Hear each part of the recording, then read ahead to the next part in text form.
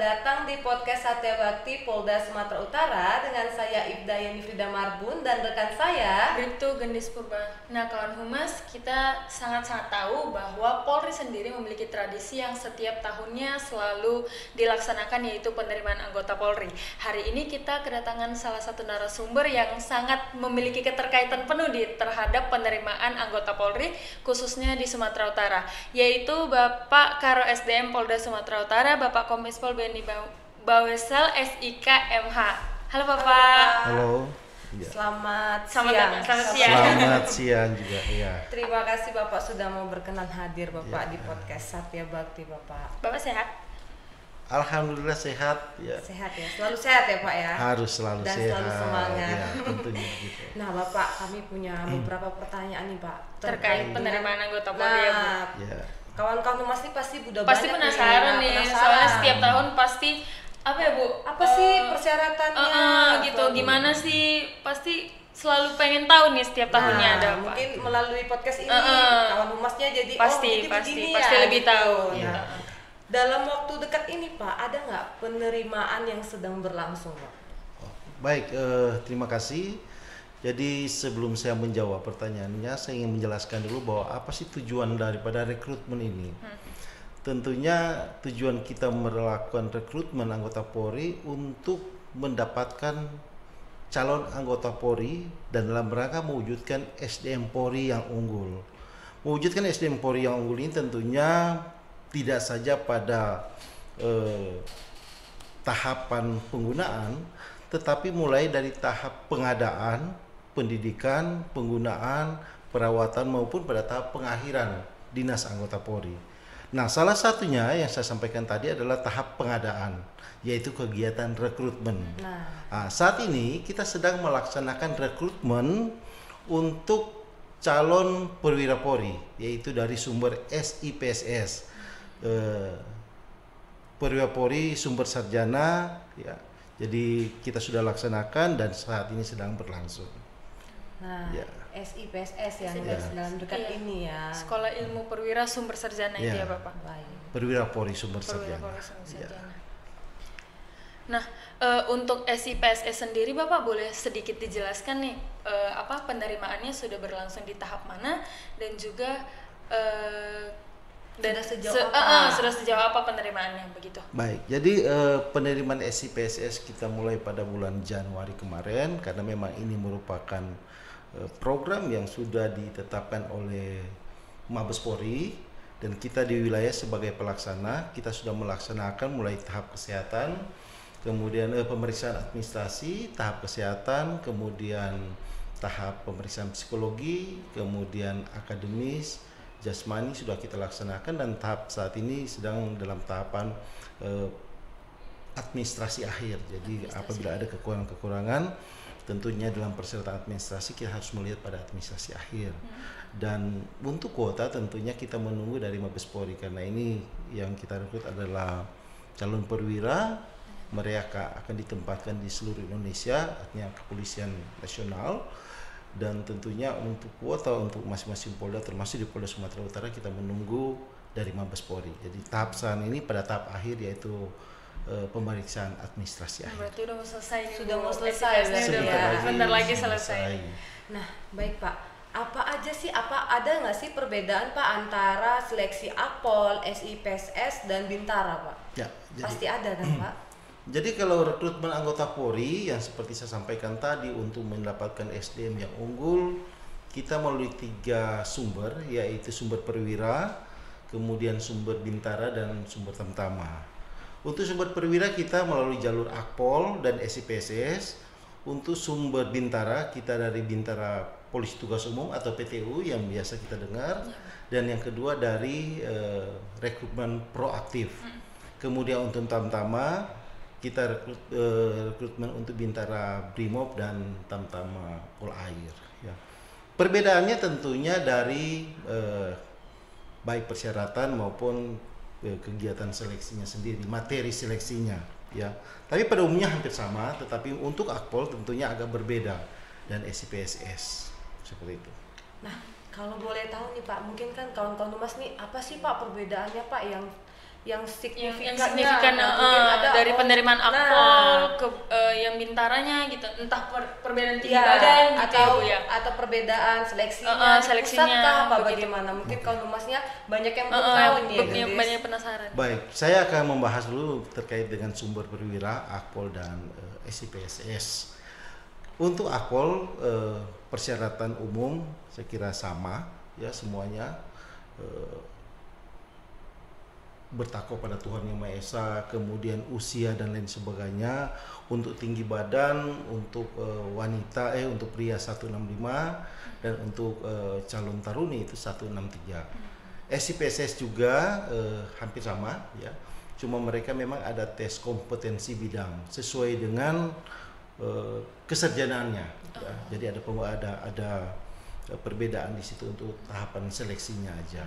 Untuk akpol tentunya tesnya pengetahuan umum ya, kemudian wawasan kebangsaan, kemudian juga tes psikologi dan lain sebagainya sama. Saya pikir itu yang membedakan. Untuk bintara khususnya PTU tinggi badannya juga sama 165 untuk pria, wanita 163. Tetapi untuk Bakomsus ya Rekpro saya sampaikan, untuk Rekpro ini agak berbeda. Khususnya yang mereka dari wilayah perbatasan atau affirmative action. Tinggi badannya untuk pria 162. 162. Iya, dan untuk wanita 157. Kenapa demikian? Karena memang berbagai kajian yang dilakukan oleh Mabes Polri, persyaratan itu ditetapkan dan nantinya mereka ini akan ditempatkan di tempat tugas di wilayah-wilayah perbatasan. Oh, di tempat di mana mereka mendaftar gitu ya, di mana mereka direkrut, mereka mendaftar, di situ juga akan ditempatkan. Ya. Dan salah satu persyaratannya mereka harus memiliki domisili. Minimal 2 tahun di wilayah perbatasan. Baik. Kalau di Sumatera Utara itu ada di Nias dan Nias Selatan, di pulau-pulau baru. Ya, pulau-pulau terluar ya. Berarti ada perbedaan ya Pak ya? Ya, perbedaannya seperti itu. Jadi setelah mereka mengikuti pendidikan selesai, maka mereka akan ditempatkan di wilayah perbatasan itu. Sehingga untuk mempermudah mereka melakukan pendekatan dengan masyarakat dengan pendekatan sosiokultural tentunya. Nah Pak, kalau di penerimaan ini kan kita ada mendengar prinsip betah nih Pak. Oke. Nah, bisa Bapak jelaskan nggak sih Pak betah ini apa? Karena mungkin masih banyak yang belum tahu nih, belum tahu secara langsung dari karo SDM-nya dari gitu. karo SDM-nya langsung. Baik, jadi dalam penerimaan Polri ya kita masih menganut prinsip betah ya, dari tahun-tahun kita masih menggunakan prinsip betah. Tujuannya tentunya untuk kita mendapatkan calon-calon anggota Polri yang unggul tentunya ya, pemuda-pemudi anggota dari Sumatera Utara khususnya, mereka-mereka yang memiliki potensi ya dan kompetensi untuk menjadi anggota Polri. Prinsip betah itu singkatan dari bersih, transparan, akuntabel dan humanis. Bersih artinya bahwa tidak ada celah bagi panitia maupun pejabat, orang tua maupun siswa untuk melakukan KKN. Ya, jadi ini selalu kami tekankan kepada orang tua maupun para peserta ya calon anggota Polri agar jangan mempercayai pihak-pihak yang menjanjikan untuk meluluskan atau bisa meluluskan menjadi anggota Polri, tetapi yang tentunya bisa menentukan kelulusannya adalah peserta sendiri. Ya. Orang tua pun tidak bisa, kami panitia pun tentunya tidak bisa untuk menjanjikan atau menentukan mereka lulus atau tidak, tapi peserta sendiri. Yang kedua, transparan, artinya bahwa dalam proses seleksi ini kita begitu transparan, mulai tahapan jasmani, tes jasmani, tes kesehatan, tes jasmani, kita menggunakan, kita rekam, proses seleksinya kita rekam. Sehingga apabila mereka yang merasa dirugikan, misalnya dia lari 7 kali, tapi tercatat 6 kali, kita akan membuka lagi rekaman videonya dan kita akan melihat di situ mana yang benar. Apabila peserta itu ternyata 7 kali dan kita tulis 6 kali, maka pada saat itu juga kita akan merubah sesuai hasil rekaman. Kemudian juga pada tes yang lainnya, sit up, pull up dan lain sebagainya, apabila ada yang merasa dirugikan, maka kita akan melihat lagi rekamannya.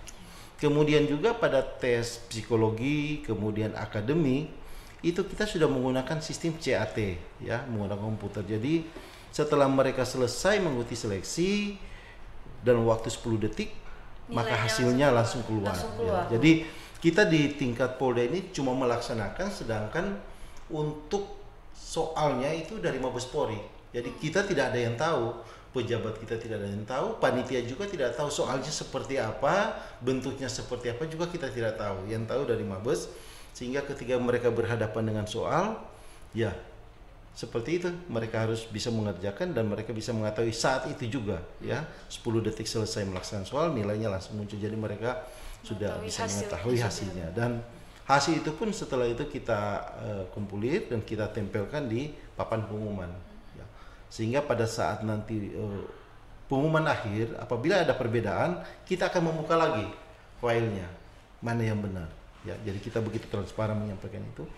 Kemudian yang ketiga, akuntabel, bahwa hasil seleksi ini kita akan pertanggungjawabkan, ya, baik vertikal maupun ke horizontal, kepada pimpinan lembaga maupun kepada masyarakat dan publik.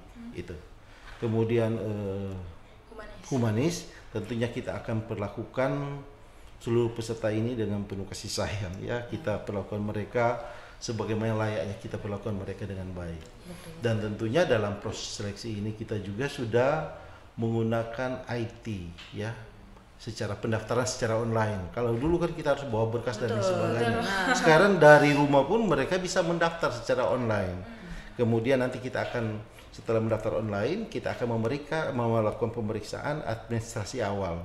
Apa kekurangannya dan lain sebagainya, tinggi badan, berat badan dan lain sebagainya, kita akan lakukan pemeriksaan pada administrasi awal.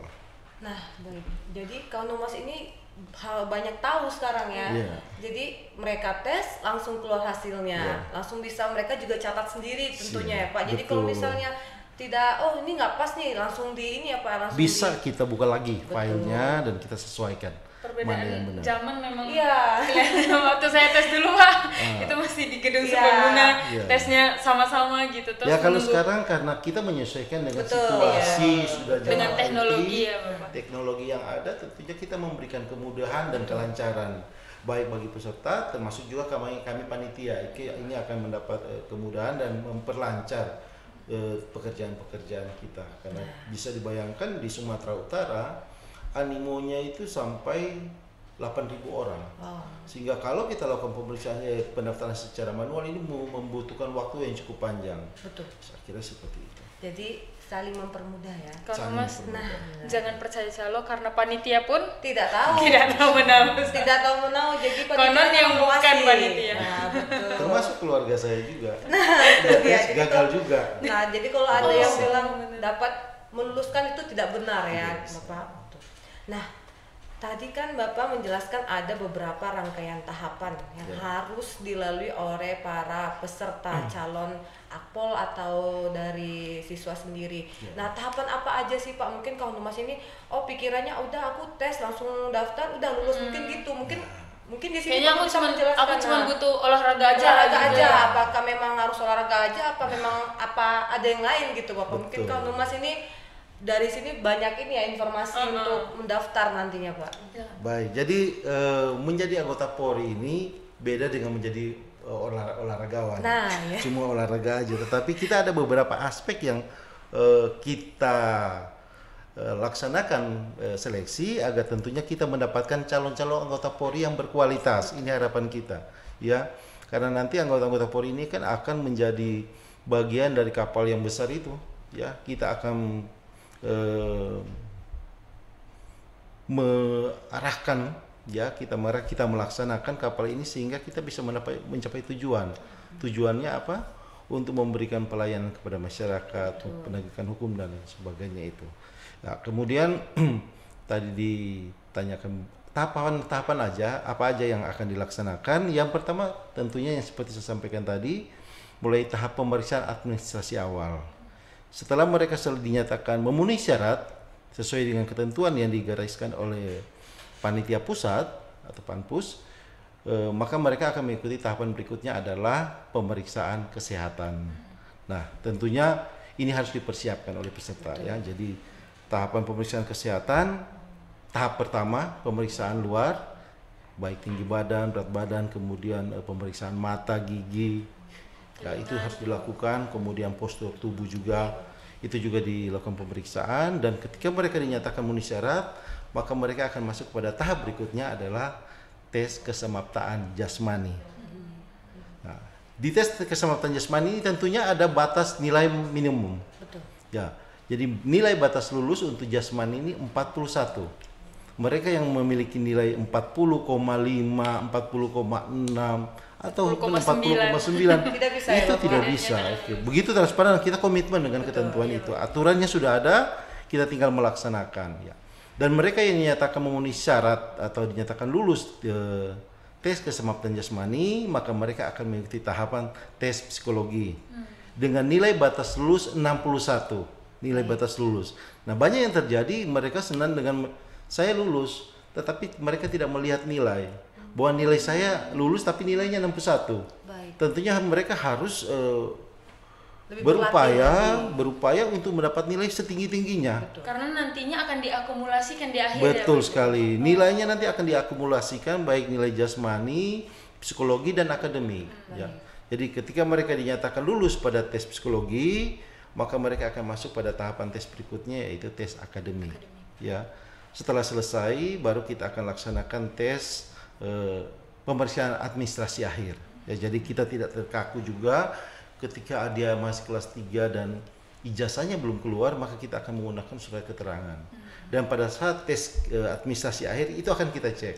Ya, jadi Polri menyusun jadwal seleksi itu pun sudah berkoordinasi lintas sektoral dengan Kementerian Pendidikan, kapan mereka tes, kapan mereka selesai ujian nasional. Jadi tidak dirugikan, peserta ini tidak kita rugikan. Itu tahapan-tahapan tesnya. Nah, Ya. berarti harus sehat juga, Iya, harus sehat juga, pintar pintar juga, juga. harus bisa juga jasmaninya. Jadi olahraga harus juga terampil. seimbang lah ibaratnya ya, Betul. Bapak.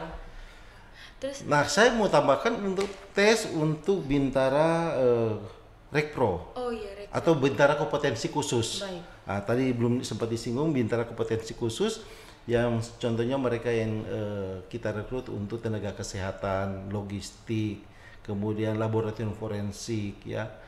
Itu tes juga ada tes kompetensi keahlian mereka, ya, kecakapan keahlian mereka. Misalnya dia daftar dari logistik di misalnya kelistrikan. Maka mereka akan ada tes kompetensi khusus itu. Baik. Ini yang membedakan dia dengan Bintara Polisi Tugas Umum. Kalau Polisi Tugas Umum dia akademik secara umum aja, tetapi untuk rekrutmen Rekpro ini, ya, rekrutmen proaktif ini, mereka ada tambahan untuk tes kompetensi keahlian atau kompetensi bidangnya. Sesuai dengan keahliannya saat Sesuai dengan mendaftar, keahlian. Bapak. Betul sekali. Nah, Pak, kalau misalnya nih terjadi kekeliruan hasil penilaian ketika tahap seleksi, apakah ada sarana khusus untuk calon taruna ataupun calon siswa untuk mengkonfirmasi langsung? Ya, jadi terima kasih. Sistem rekrutmen kita one day service. Artinya pada saat tes, pada saat itu juga diumumkan. Jadi sebenarnya calon-calon anggota Polri ini sudah mengetahui, ya, mulai dari tes jasmaninya, hasilnya berapa kita pampangkan di situ, dia sudah tahu. Saya mendapat nilai sekian. Kemudian juga tadi psikologi dan akademik itu kan real time, ya. Pada saat selesai tes mereka sudah mengetahui hasilnya seperti apa. Namun apabila ada hal-hal yang mungkin ada kurang puas dengan hasil dan membutuhkan informasi lebih lanjut, kita punya aplikasi whistleblower system. Jadi di dalam rekrutmen itu kita punya sistem itu, silakan mereka mungkin karena jauh dan lain sebagainya mereka tidak sempat ke Polda, maka mereka bisa bertanya melalui aplikasi itu. Ya, kita akan menjawab, ya, seperti itu. Tapi berarti sebelum itu pun mereka bisa langsung ke panitia nih ya kan, Pak? Bisa langsung ke panitia. Saya kurang ini nih, Pak, saya Iya. kurang itu. Bisa nggak di ini lagi kayak Bapak bilang tadi? Seperti jasmani.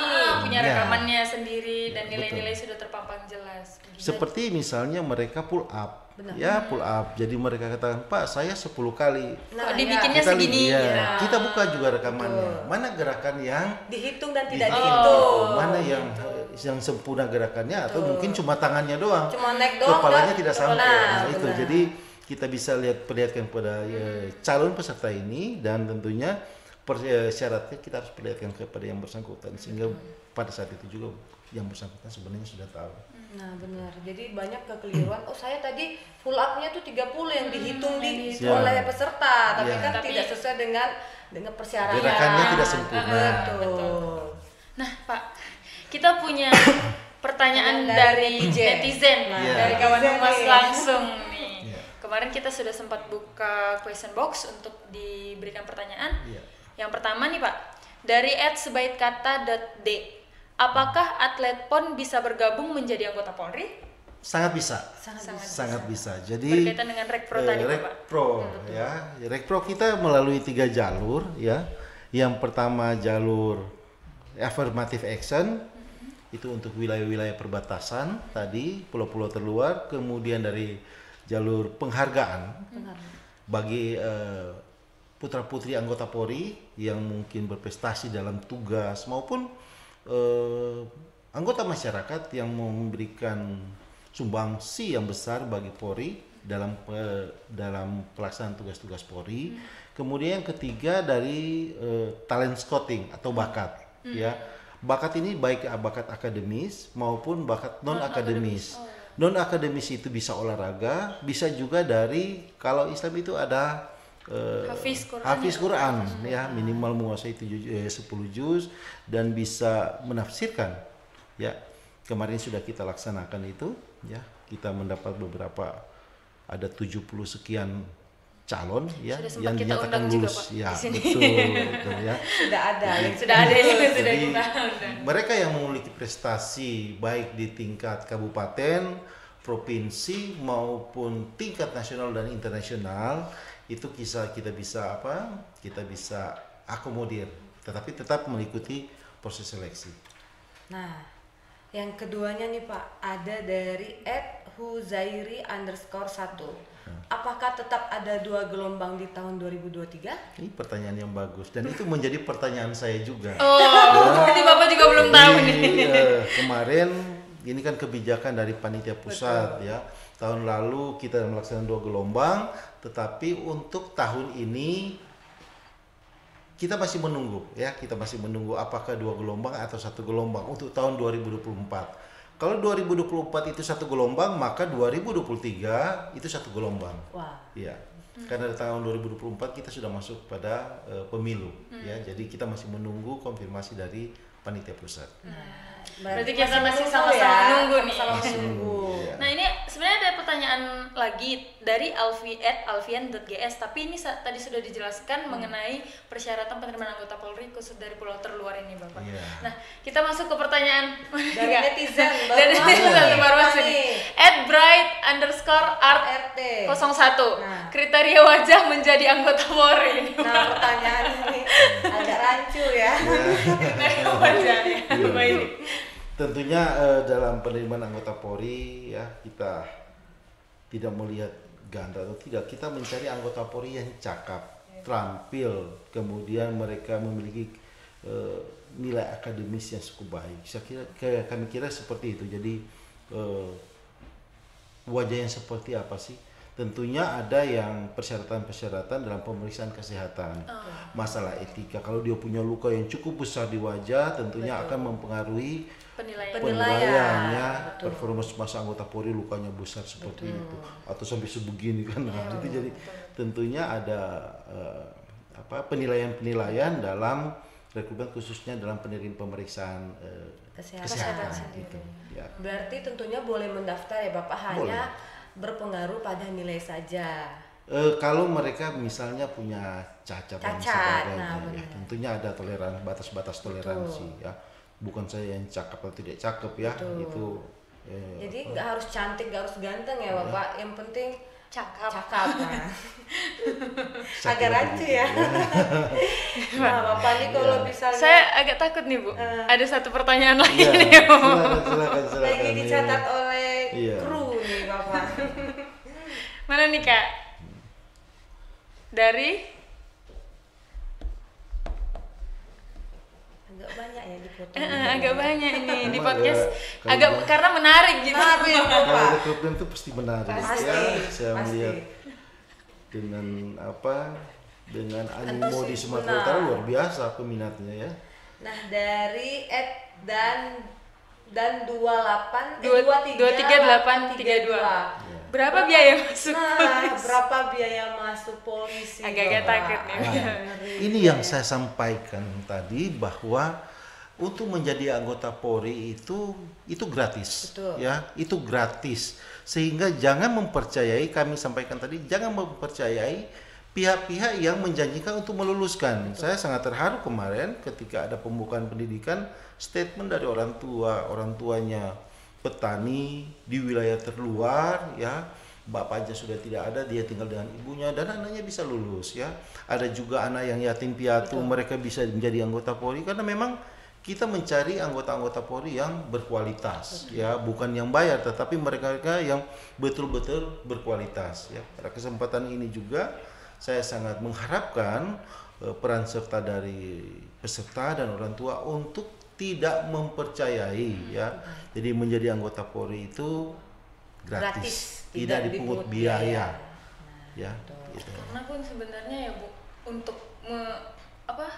yang membangun statement bahwa masuk polisi itu bayar masyarakat sendiri Betul, gitu ya Pak. betul. Dari kita kan sudah bilang kalau Tidak jangan ada. percaya gitu. Jangan percaya, tapi Iya. pasti Masyarakatnya ada. sendiri yang masih mempercayai oknum-oknum yang Betul. menganggap bisa Yang untuk- penting kan harus mempersiapkan diri. Betul. Gitu. Jadi jangan dari tidur tiba-tiba saya mau daftar Polri, menjadi anggota Polri. Nah. Tentunya harus semuanya mempersiapkan. Dipersiapkan. Sama dengan ketika kita mengikuti pertandingan, tentunya kita harus mempersiapkan diri. Betul Ya. sekali. Apa aja yang harus kita persiapkan, baik dari aspek kesehatannya, paling tidak 6 bulan sebelumnya kita sudah cek kesehatan kita.